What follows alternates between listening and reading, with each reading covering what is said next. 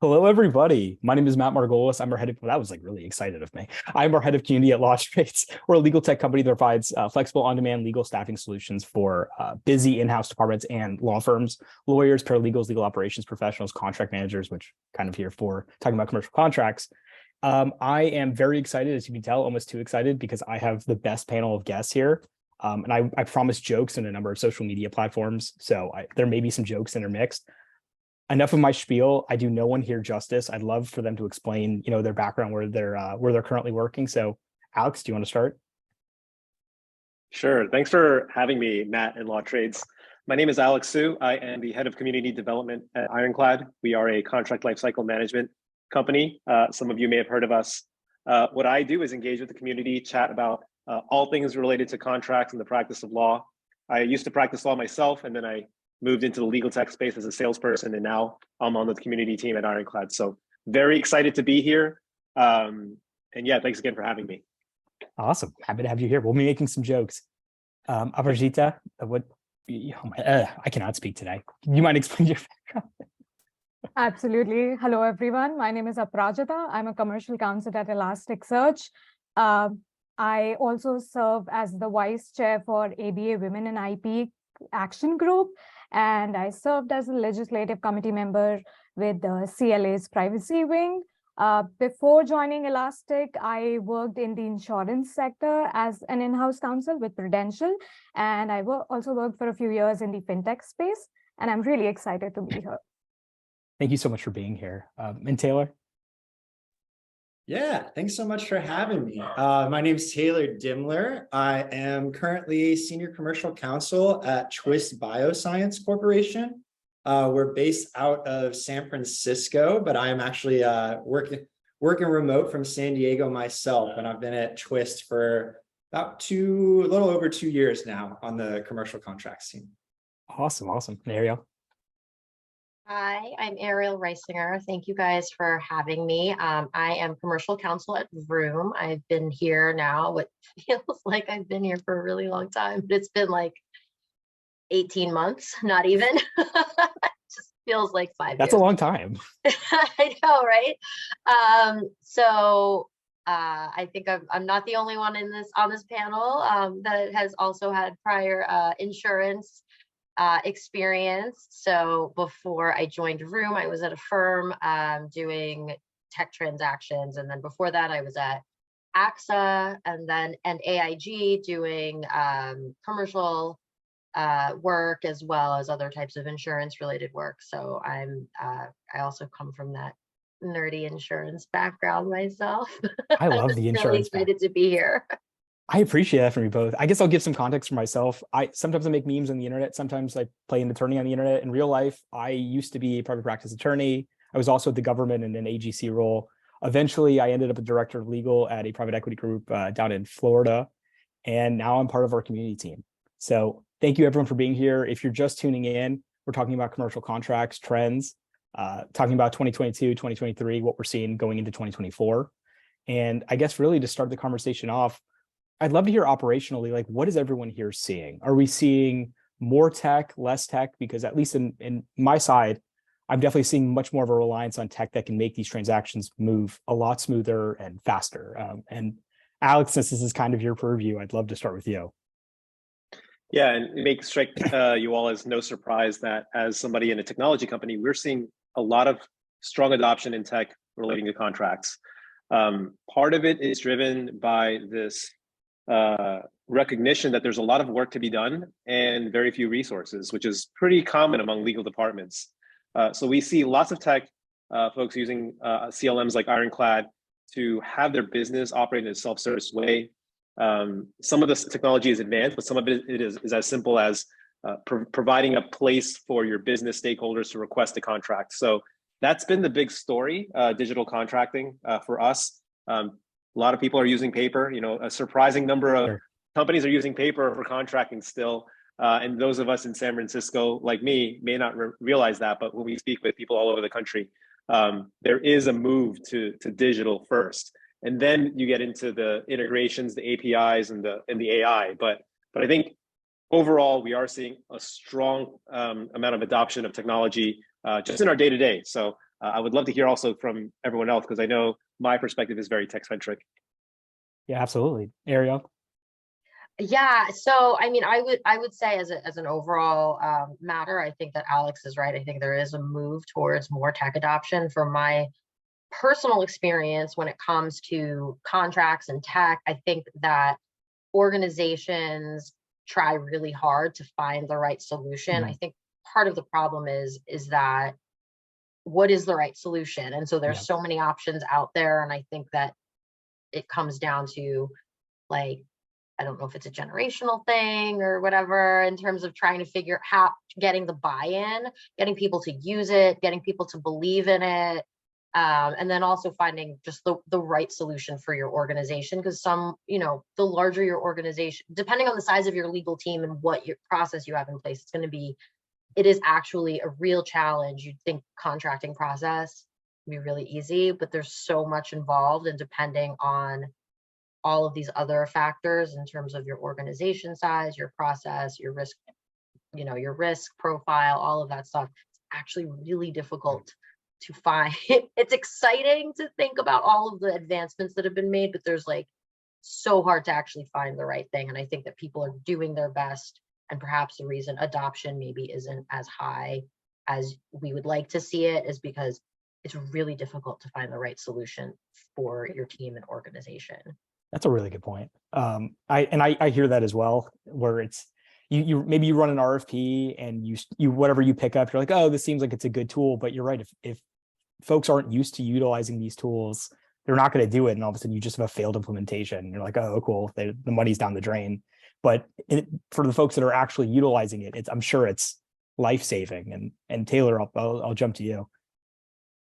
Yeah, so life-saving is a great term to use for it. I will say, as Ariel was talking about, I want to say pretty soon after I started with Choice was actually when we were first looking to implement a CLM. And I think we looked at 3 to 5 different companies, and we actually ended up implementing and choosing Ironclad. So I've interacted with a lot there. So little free pitch there for Alex and his team.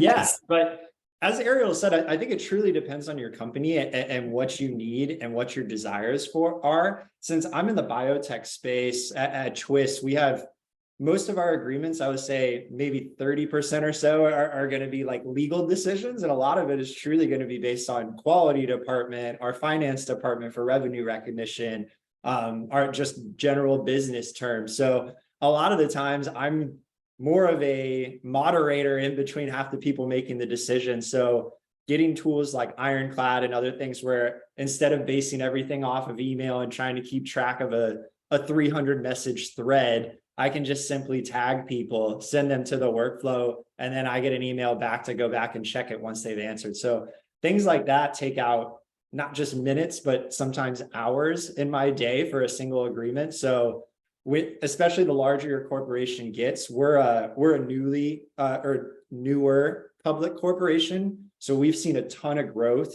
the last 5 years. I would say like almost every year seems like we're doubling our employee population. So with that kind of growth, you need the ability to expand. And the only way to do that is to have smart solutions like this.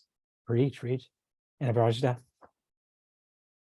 Yeah, we're definitely seeing more and more use of tech tools in our day-to-day tasks, be it tools like Monday for overall deal management or the legal part of it, but also using Slack for communication with our internal stakeholders for solving quick queries or answering quick questions from business teams, or overall coordination with our teams.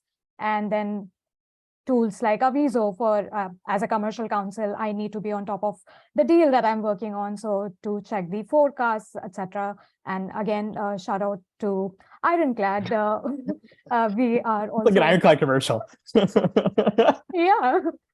We are also in the middle of implementing Ironclad at Elastic. So a lot of work goes on into the data part of it, the templatization part of it, and pulling out the historical documents, etc. But yeah, way more dependence on tech tools in our day-to-day. Well, that's a good point. And well, also, yeah, this is not an Ironclad commercial. I probably have to preface. Sorry, Alex. That's how we snuck Alex into the panel. But I do have a question for everybody, and it kind of prompted it. Other tools. I know that we're seeing like a rise in legal tech, and things that I've seen personally. Obviously, it's like the AI space. Like you can't walk around, especially in San Fran, without hearing about GPT. But I'd love to hear if anyone is seeing in the market, if you're seeing tools that are utilizing AI.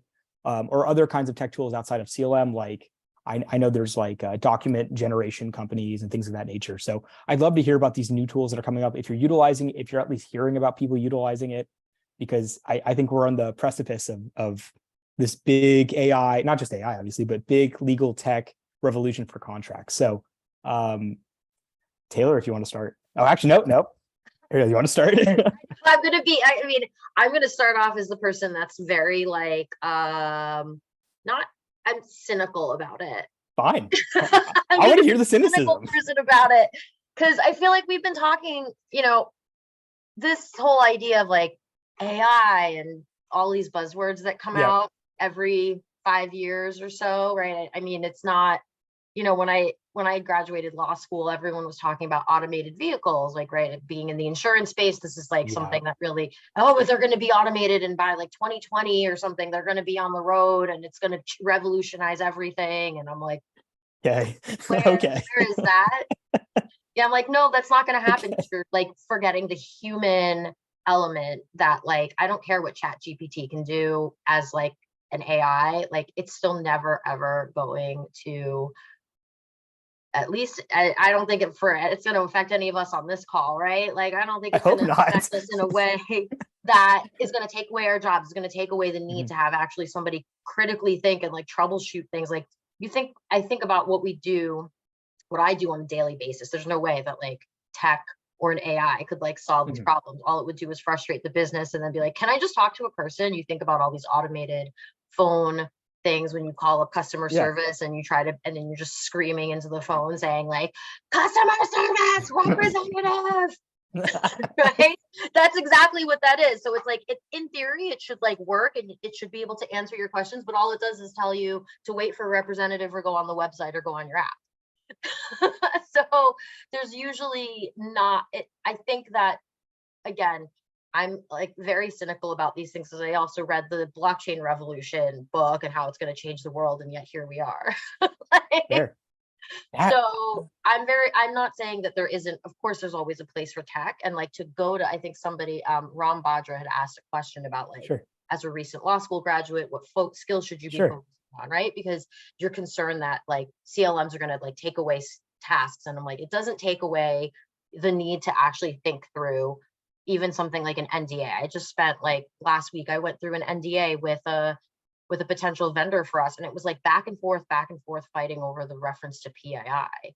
And it's just like, okay, well, I don't think that like like a piece of AI is going to be able to have that conversation except to say, no, this is what it is, right? Like at some point, a human has to intervene no matter how many times you program something to say no. You bring up a really valid point, and it's like, all it does, the CLMs to me make your tasks a lot easier. Maybe you don't have to go hunting through a bunch of different things to find that right piece of, language that you really liked from something, or it'll help you like, find that, and then you can fine tune it yourself to fit exactly the context. You still have to think through the issues. It'll help you keep organized. It'll help you remember, hopefully you won't miss any renewal deadlines, or it'll help you organize information so you can come up with data about which legal entity contract to which and which state governing law is, and come up with those kinds of statistics. That is what the technology is really great for, in my opinion, and to keep the process organized and have an auditable trail. But ultimately, is it gonna like say, no, you don't have to read this contract? No. Could you imagine that? You're like, no, it's cool, it's fine. I think Alex and I have seen that, I think, on the internet, where people have referenced utilizing AI to actually create the contract, and then just, I think, Alex, you probably have some context on this. I mean, you're always gonna go ahead. No, I was just saying, like, the idea of like create the contract online and then like you just like let it go off into the universe. Oh, no. I think there's a lot of narratives around AI that make its way into the public domain because people are excited. But most people don't understand what lawyers do or legal departments do. And they don't realize that many legal departments are operating on paper, and that a lot of times you're searching for templates or trying to talk the sales guy into using the right template. And these are all like real world tasks that you don't really hear about when you read about AI. What I have found really interesting is that there are some trends that are taking place in the sense that, for example, one trend that I've seen is that a lot of companies are moving up market. They're trying to sell more expensive products with more complicated contracts.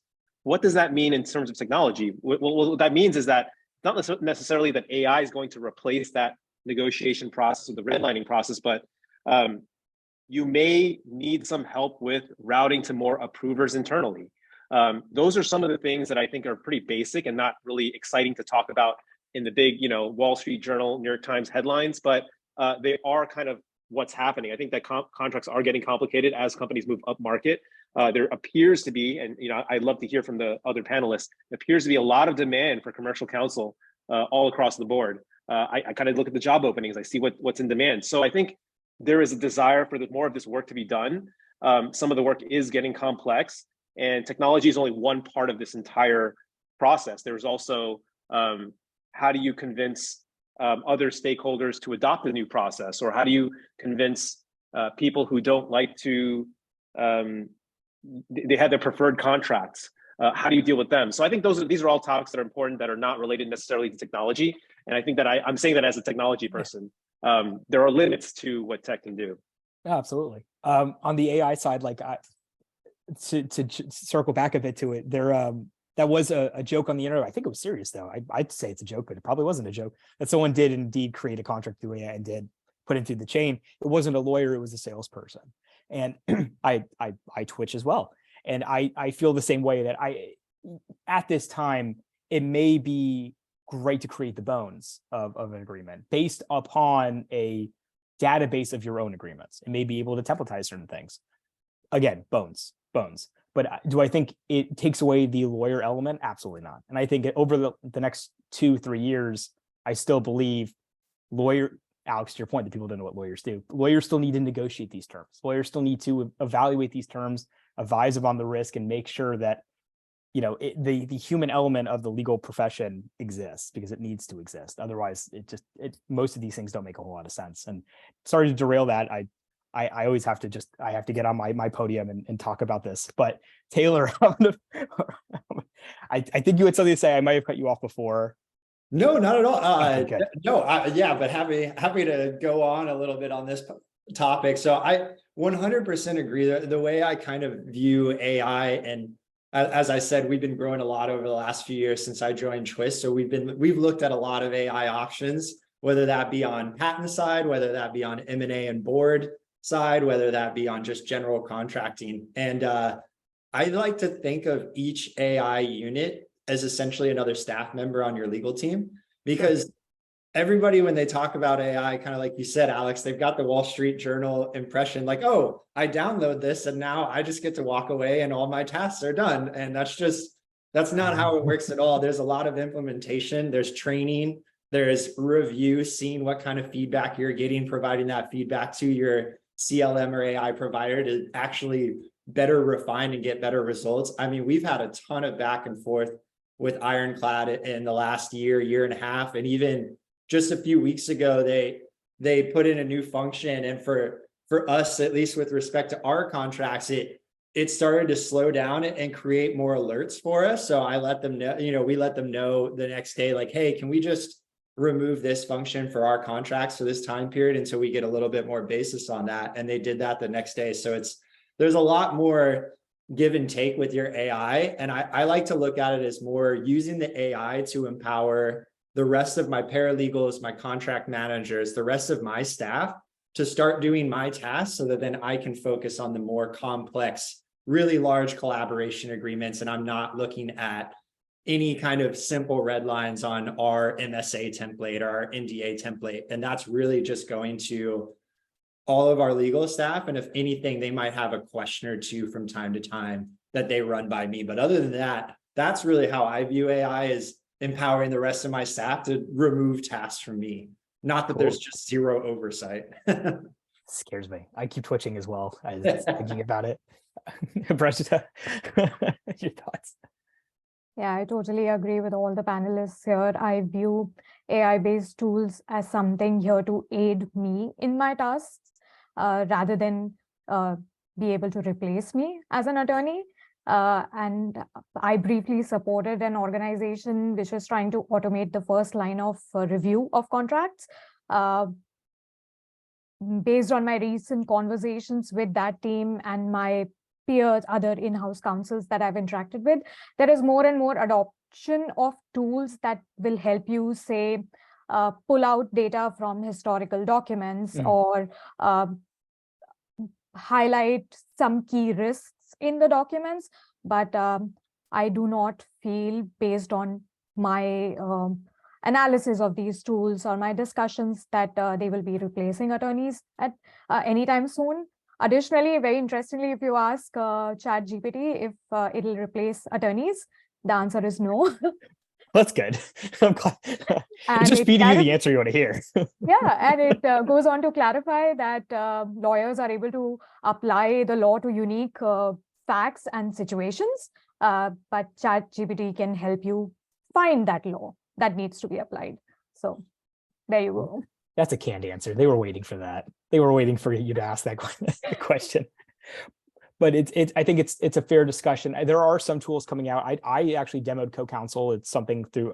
This is not a plug for Casetext. I work for Lawtrades, but Casetext has this thing called CoCounsel, which is it utilizes GPT-4. And to everyone's point here, it seems like a tool that will make our lives a little bit easier. Throwing in a bunch of data, provide me the answers on that data, providing a bunch of contracts, telling me relevant provisions that I need to. I think you had said like renewal deadlines or relevant provisions that I need. I'm like, oh, hey, what did this say exactly? Or a prior contract, and just could yank it out for me so I could use it later. Or even recommendations. Hey, you used this previously. You sure you don't want to have this in here? Fair enough. So I definitely think over the next few years, we're going to see more integration of these tools as a helper, as a pseudo legal assistant, if you will. But future's interesting, at least now. I mean, it's definitely not doing the things where it's going to replace us. If it is, it's really nice talking to everyone here. It was a really fun talk. That was it. No, I'm kidding. Now, outside of the AI conversation, I have a few other questions because I've seen this also in the market. We're all being told to do more with less. I think that's probably a mantra we've been yelled at for the last 2-3 years. And I'd love to hear what y'all are doing to do with more with less. So at least in my realm, I'm seeing deal thresholds where legal maybe doesn't get involved because of a monetary threshold, or potentially, well, mostly monetary. So enough of that. I'd love to hear from everyone else here. And Ariel, if you want to start. It's so interesting, right? For me, I review pretty much everything that comes through. Not pretty much. I review everything that comes through. For us, I think that, I like it. It helps me kind of see the entire universe of what's going on at Vroom. And so I do review everything from the most basic NDA all the way through some of our largest partnership deals and pretty much everything in between, in terms of vendor stuff. Like, obviously we've other types of agreements that get reviewed, but I pretty much see everything, or at least I know what's happening. So the do more with less, it's always been this way. We do have a little bit less right now. So I feel like I'm also like privacy, security, like legal ops. So that's where the do more with less, I think, for me comes in, right? Is that my actual job when it comes to reviewing contracts and, handling our vendors, that's still the same. It's just all these other elements that have become very important, specifically privacy, and now trying to come up with a better process to make things more efficient for the future. So maybe doing more with less isn't as much more. Sure. but right now it's a lot. So I'm legal ops trying to manage all of that so that more with less isn't as much. Fair enough. Yeah, fair point. And Taylor. Yeah, so similar to I talked about earlier, I think there's two different, I think there's type of contract, and then there's general thresholds for each type of contract. Sure. Like I was saying, we've created, like when I first joined, we really worked hard on creating playlists and just general feedback provisions and like order of preference for each of our contracts. And that really allowed our legal staff to really start taking on some more substantive review with, for instance, M&DAs. And then once we saw their progress there, we expanded them on to review of MSAs on our general templates, to allow that. So I think it's really about learning your staff skills. Like, I've been lucky enough where many people on my staff have had contracting experience at various places throughout their career and have had long careers. So I've been lucky to be able to utilize a lot of their skills in that manner and really save some time myself. But there's also things for, like whether we're going to review a customer's template versus ours, that will often depend on a certain like revenue threshold we see. Sure. That's annual total. Or sometimes, like for instance, if it's just a one-off, one-time order, something like that, like, okay, we might go on somebody's SOW template for a quick one-off if we don't see anything going forward on that. But that becomes a little bit more dependent. But yeah, we do like to use thresholds in terms of, hey, unless it's above this amount, it's just really not worth our time on a day-to-day basis to go through somebody's 30-page agreement when we've got a very simple, streamlined one specific to our products. Absolutely. And Aparajita? I think it's been true with most of the organizations that I've worked with that we strictly followed ACV thresholds. And it's also true with Elastic, especially given the current mantra of doing more with less. We have limited resources, so we need to manage them well. And we need to be mindful of people's bandwidth. So we are try to strictly adhere to the thresholds, but I am also sensitive of the current market. And we are more and more open to make exceptions depending on the opportunity we see with a particular customer or on a particular deal or an account. So there have been more exceptions lately to those thresholds. But yeah, we do define thresholds and we try and push standard documents or URL terms in cases wherein it does not seem worth the time and effort to negotiate long documents when I could very well be focusing on more complicated or complex, bigger deals. Absolutely. I've heard of folks utilizing like conditional workflows as well. So they'll have like it'll be like automated. So then it's like you train and I have a sales question after, but you train your sales team on like, hey, these are the relevant provisions that we can like plug in and out if need be, if we're getting pushback. And it's almost like those little like charts, like if this and yes, if this and no, if this and yes. I've heard that's been helpful for a lot of folks. Obviously, it requires a lot of training. A lot of folks here probably don't have the bandwidth necessarily, but because we're doing more with less. Less includes time. But I have heard that folks have had good experience doing that, and it has freed up legal, especially when you're utilizing thresholds. It kind of acts as like a guardrail at some level. So I have a sales question as well. I think because we're doing more with less in this market, I'd love to hear how you're working with sales to get things done. I guess the question more is messaging. Like, how do you message like, hey, I don't have a lot to work with, or I'm working with these kinds of tools. Bear with me. And how do you collaborate with sales and again, getting that message across? And actually, Alex, you want to start with this? Because you're really adjacent sales. Yeah, I can. Yeah. After I practiced law, I spent 5 years in SaaS sales. And so I think the messaging is critical because, as you all know, there is this ongoing stereotype of legal being the department of no. And so the salespeople come to the conversation with this certain level of skepticism. And also as salespeople, speaking as a former salesperson, I think they're so focused on closing deals that they don't think about the specific details of the contract. And so I think when you start talking to them about processes and templates, you got to make it really simple and easy. And I think what you mentioned earlier, Matt, about conditional workflows, it allows them to get the contract quickly without having to wait for a response from you. So as an example, there may be this kind of a drop-down menu in your CLM or something like that, where you can say, this is the deal size. And so then you'll get a certain template or you'll fill out certain information about where the customer is located, and you may have different information. So I think keeping things simple and letting them self-serve a bit, that tends to go a long way. Because they don't want to be waiting around to get a copy of the contract, especially if it's towards the end of the quarter, and I recognize that for some folks that's tomorrow, which is kind of wild. We don't operate. We operate on the end of like I think 1 month later. Mm-hmm. But once you get towards the end of the quarter, self-service is pretty helpful. Yeah, I don't know. I don't know if any others have any other perspectives. I come from it from a sales perspective because that's my experience. Oh my gosh, it is almost end of quarter. Taylor, do you want to jump in?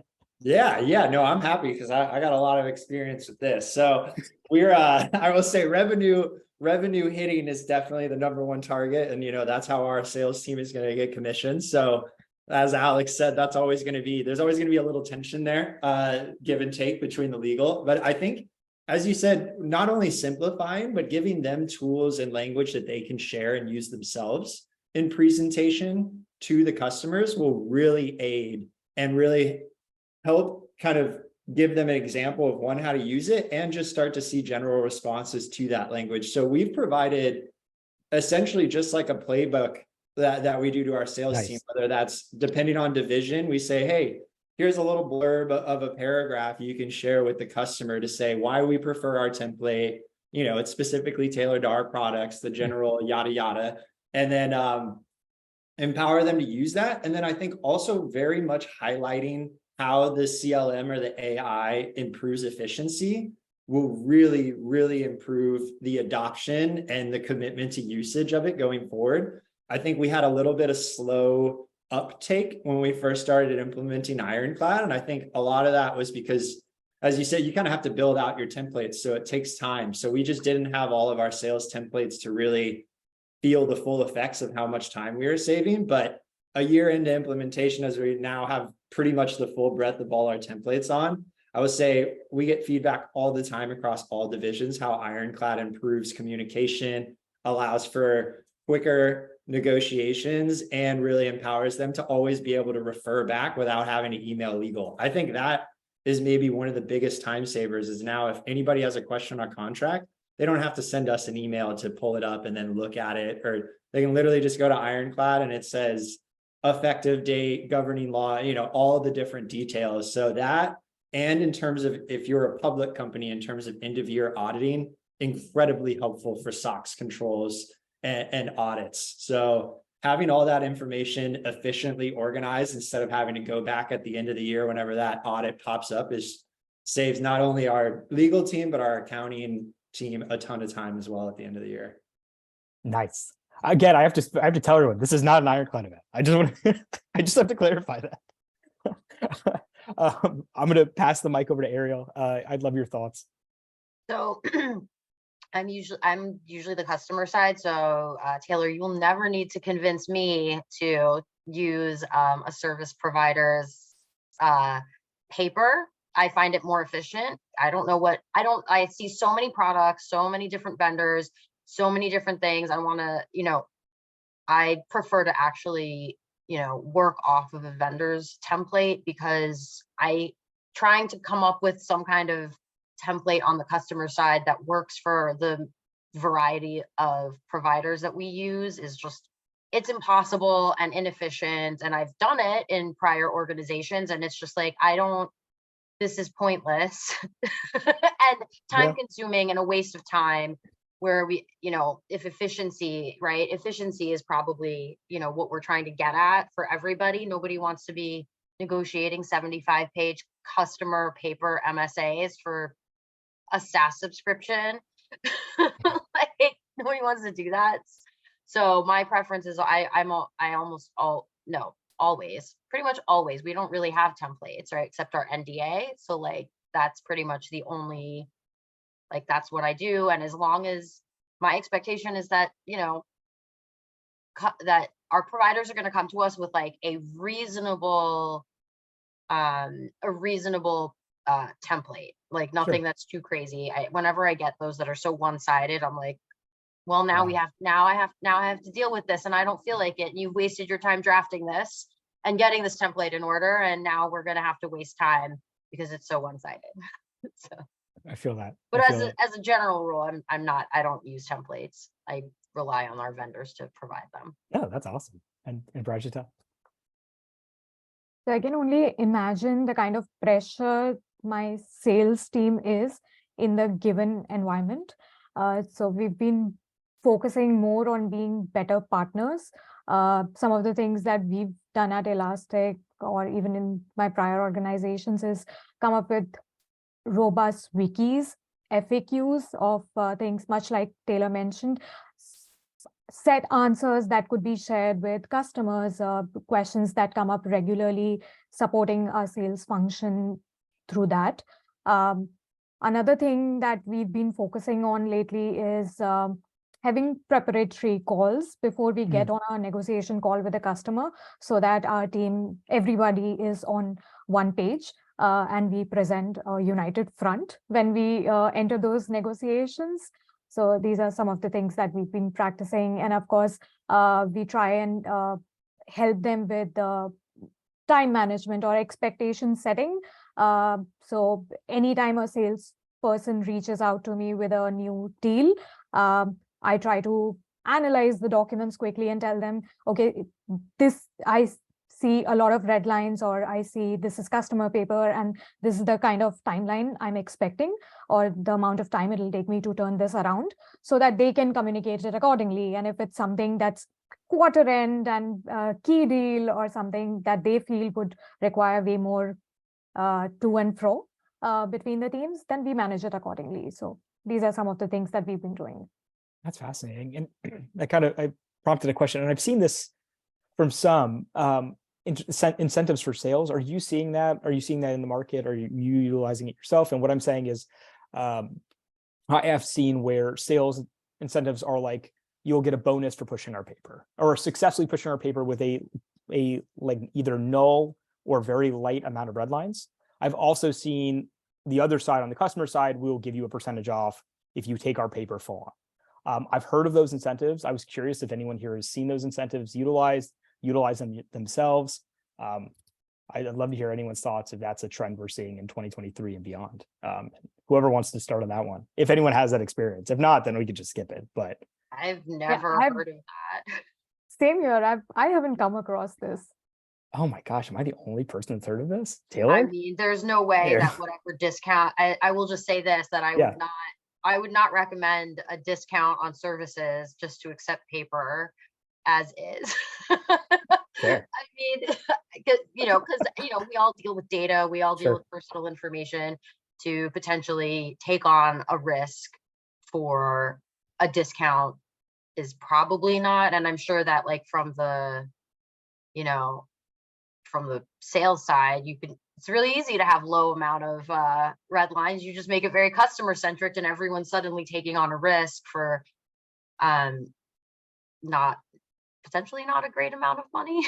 So, I don't know. That's kind of how I see it. No, that's fair. I've heard of it utilized in the market, at least from some people. Definitely the sales incentive. I've seen that as well.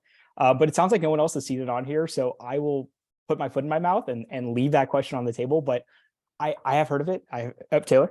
I was going to say, yeah, so I don't believe we implement that at Twist personally for our sales team. I was trying to think if I've seen a vendor approve that. I know, like, I've seen things where if you pay things quicker, you get percentages off of products, stuff like that. If you pay in like half the payment turn times.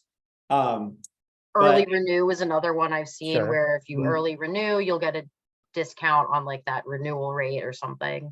Yeah, so I've seen it more in that, or like some kind of rebate. If a customer hits a certain, annual or quarterly threshold, they'll get some kind of discount on the next quarter's purchases. That's more how I've seen it. I think we really focus for like goals for our sales is more about revenue targets from what I don't review our sales team's goals very, very often, if ever. So I'm not 100% sure on that, but that's from what I've gathered, that's generally what it's about.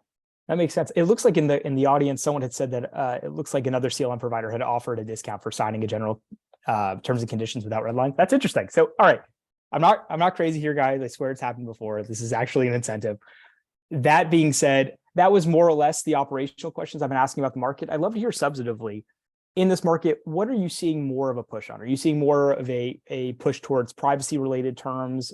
Are you seeing more of a push towards provisions kind of contemplating another COVID, or at least provisions that come out of COVID? what are you seeing in this market? And whoever wants to start, to be honest with you, or I can get started on please. this one. Privacy is definitely one thing that is being negotiated heavily. One item that I've been negotiating a lot recently is around indemnities and damages cap for customer information breach. So that is being heavily debated these days. Another item would be I did see a lot of increase in negotiations around including the word pandemic in force majeure provisions. Not so much lately, but it was definitely an uptick last year. Yeah, so it's I think breach of customer information, Sure. indemnity, and damages cap. That's the one for me these days. Yeah, I'm sure. Yeah, keep going.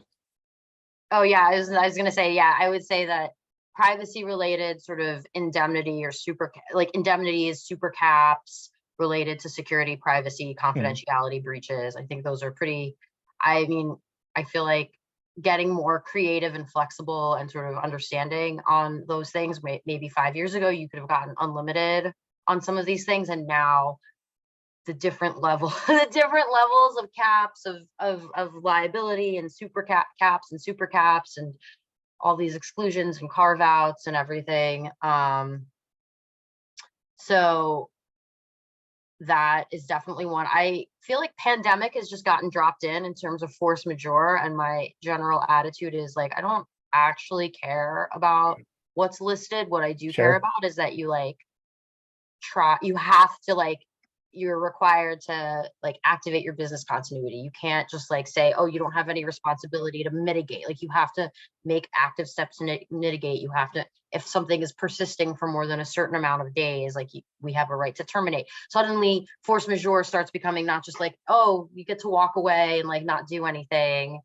I've seen it where it's become a little bit more nuanced, whereas before it seemed very boilerplate.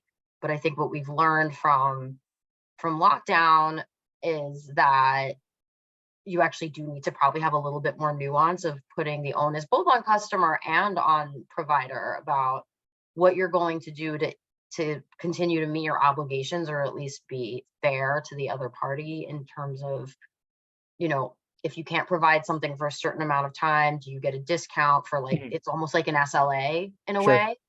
So that I've seen that. And then I think, given how everything is and everyone's very conscientious of cost, I would say that I've been seeing a lot of negotiations on terms, termination for convenience, the termination penalty, early termination penalties, that sort of thing. I think that, people are getting much more cost conscious in the shorter term. So that having that flexibility in some way, I think, is also another trend. That's fascinating. The continuity is definitely fascinating because to your point, it was a copy and paste provision just to throw in there, but now there's an actual things need to. Well, it makes sense because during COVID it was kind of just some people were no, does it apply? Does it not? And I think that I turned it into more of an SLA. If you're going to claim that you can't do something, right, and because of this thing that's happening. And excluding let's say you have a provider that's in Ukraine or something where there's literal war happening, but for something like pandemic or natural disasters and that sort of thing, well, what are your redundancies? Those are the sorts of things that all of a sudden what do you have for backup or that kind of thing in order to continue to provide services? And if you can't provide the services, we shouldn't have to pay you while you can't provide services. I think typically that wasn't even discussed before. And it was just we want to terminate. Well, it's we don't necessarily need to terminate. We just don't need to keep paying the full price if you, for whatever reason, can't. Whatever services we are receiving during this time, we'll pay for, just not all of them, kind of thing. So. That's fascinating. It's a valid point. And Taylor, are you seeing anything in the market? Yeah, so I was at outside counsel at Gunderson Detmer back when COVID first hit, and I remember we advised all clients, to add that epidemic, pandemic language just as a rule to their templates for force majeure provisions because it just made sense to us. And then I will say, we don't ever have any kind of problems or pushback on that.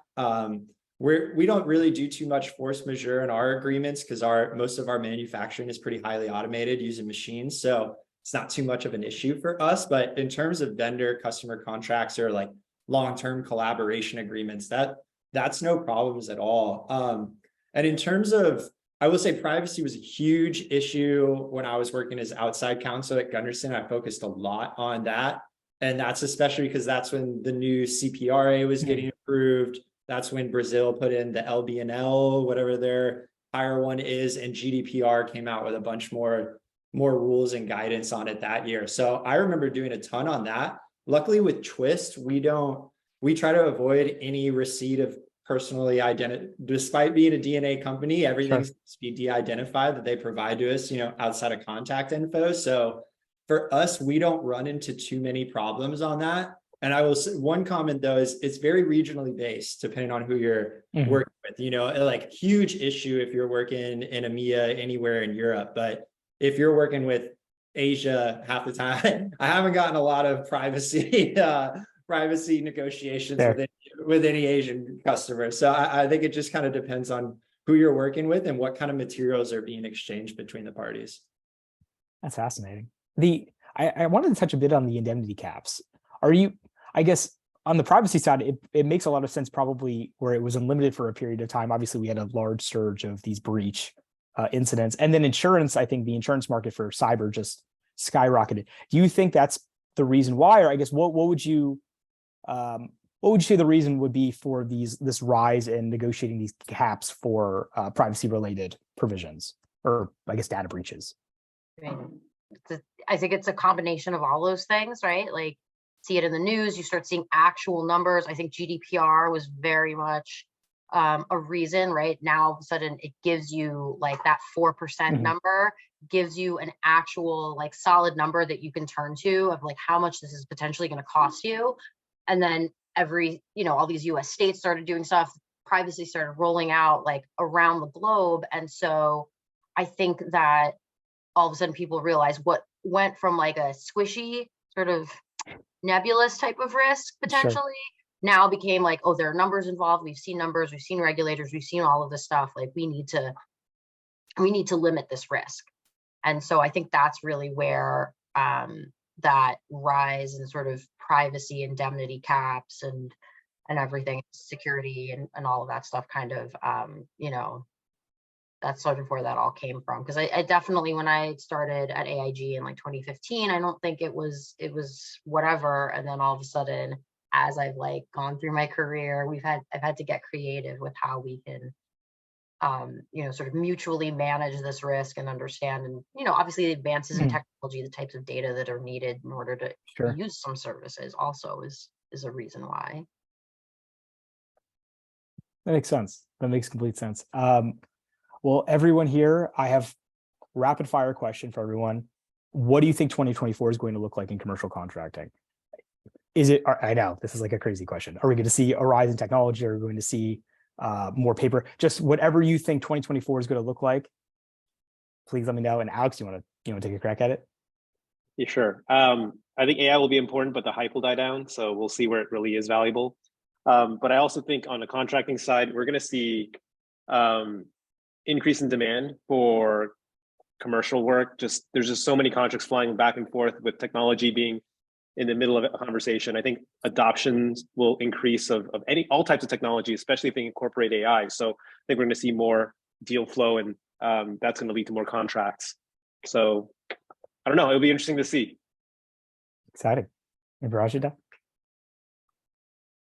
Yeah, I see more and more use of tech tools to support us in our task, more utilization of AI to help us in those analysis or just basic research. Pretty much more inclusion of tech into our day-to-day tasks. Awesome. And Taylor? Yeah, I would say I definitely see an increase in just AI and different tools generally. I think one thing I've noticed in the last year that I think will continue, kind of like I I was talking about earlier about empowering your staff. I find that sometimes when I'm on these calls, a lot of times I'm not necessarily with an attorney, and we always provide that I will be on there so they have notice. But a lot of times it's their companies are empowering their procurement or their sales or a staff member on their legal team, depending on the level of deal. So I find that interesting to actually be dealing with more different departments in my contracting negotiations versus just attorney to attorney. Awesome. And Ariel? Yeah, I think that, everyone's points are definitely, I think the need for resources, like humans, not just like, I think that we've talked a lot about the tech. I do think that based on, what Alex has said and what the market is out there, that part of the reason why there's such a need for commercial counsel or sort of people who have contract management negotiation experience from a more legal, sort of that legal, like paralegal side, because it's not taught in law schools.